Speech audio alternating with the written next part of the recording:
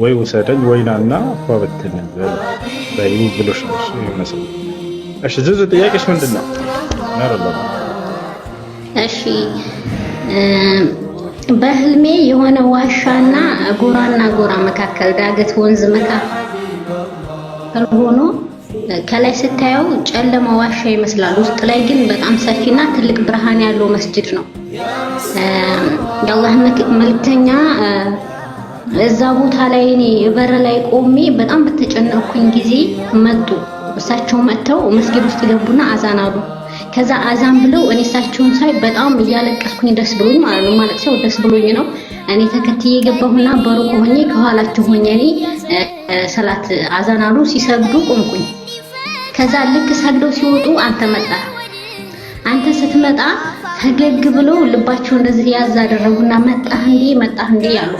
አዎ መጣሁ ያ ረሱላህ ብለህ አንተ እሺ እንኳን መጣ አብሽር አላህ ካንተ ጋር ነው ምናምን ብለው እኔም ዱአ አርጉልኝ አላህን ንገሩልኝ ብቻ ነው ምነው ሌላ ምንም ምነው ነገር የለም። በጣም እያለቀስኩኝ ዱአ አርጉልኝ አላህን ንገሩልኝ ምናምን ስል አብሽሪ እጅሽን ከፍ በእጃችሁ እንደዚህ ሐሳዩና እጅሽን ከፍ አርገሽ ዱአ አርጊ አላህን ብቻ ለምኝ አብሽሪ ብቻ ነው የሚሉኝ። ይሄን ብቻ ነው ያሉኝ። አንተን አብሽራውና እንደዚህ ጀርባህን መታ አድርገው ሄዱ ማለት ነው። መርሐባል ካንተም እዛ መስጂድ ውስጥ ሆነ እየሰገድክ እኔ ከዛ ህልም ውስጥ ወጣሁኝ ማለት ነው። አንድ ህልም ይሄ ነው። ልቀጥል ጥያቄ ወይስ አላህ እውነት ያድርገው? እኔ ለዛም ገባ ሰው ባልሆንም አላህ እውነት ያድርገው። ነቢያችን ሰለላሁ ዐለይሂ ወሰለም ያለሁበትን ነገር ወደውና ደስ ብሏቸው በዚያ ላይ ብርታት እንዳገኝ አበረታተኝ ከሆነ በዚህ ባህል አላህ ሱብሓነሁ ወተዓላ ምስጋና ይገባው። ቡኻሪ የሚለውን መጽሐፉን ይሄንን ኪታቡን ከማዘጋጀቱ በፊት ህልም አየ። ህልሙ ምን ነበር?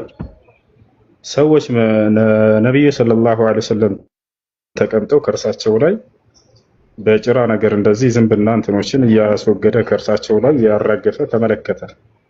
በእርሳቸው ላይ የሚዋሹና ضعيف የሆኑ ሐዲሶችን ጥርት አድርጎ ሶሒህ ሐዲስ ማቅረቡ የተገለጸበት የሆነ ህልም ነው። ምናልባት ነቢያችን ሰለላሁ ዐለይሂ ወሰለም በጣም ነው የምወዳቸው። እኔ እንደርሳቸው እንደ ማንነቴ ከሆነ ከእርሳቸው ደረጃ የምደርስ አይደለሁም። እርሳቸውም አብሬያቸው ለሆን የምገባም አይደለሁም። በጣም ዝቅ ያልኩ ግን አንድ ነገር ነቢ ሰለላሁ ዐለይሂ ወሰለም እንወዳለን። ነገው መልቂያማ አላህ ሱብሓነሁ ወተዓላ እርሳቸውን በመውደድህ ብሎ ጀነት እንዲያስገባኝ እመኛለሁ።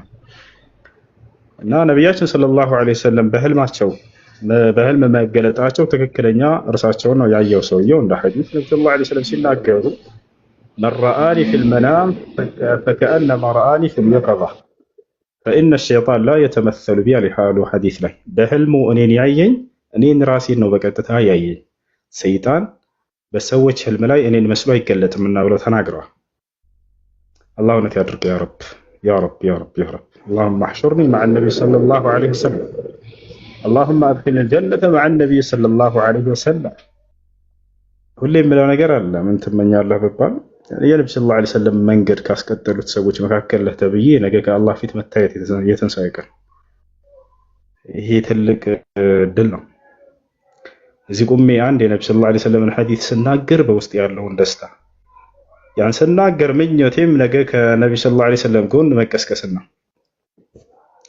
እርሳቸው አስተምረውት የሄዱትን ጥለውልን የሄዱትን ውርሳቸውን ወርሰን ከምድራዊ ውርስ ይልቅ ትልቁ ውርስ እሱ ነውና ከሀብትና ከጸጋ ከሰዎች ከምትወርሷቸው በላይ የነብዩ ሰለላሁ ዐለይሂ ወሰለም አስተምሮ ነውና ያንን ወርሳቸው ሸምድዳችሁ ለትውልድ ቁጭ ብላችሁ እርሳቸው ሲያስተምሩ እንደነበሩ ያን የተናገሩትን ትምህርት ዳግም መድገም ለትውልድና ማስተማር ነገ ከእርሳቸው ጋር የሚያደርግ የሆነ ነገር ነው። አላህ ከነዚህ አድርገን። اللهم ارزقني الاخلاص والقبول اللهم جنبني من الشرك والرياء والسمعة وغيرها من التي يعني تفسد الاعمال والاخلاص.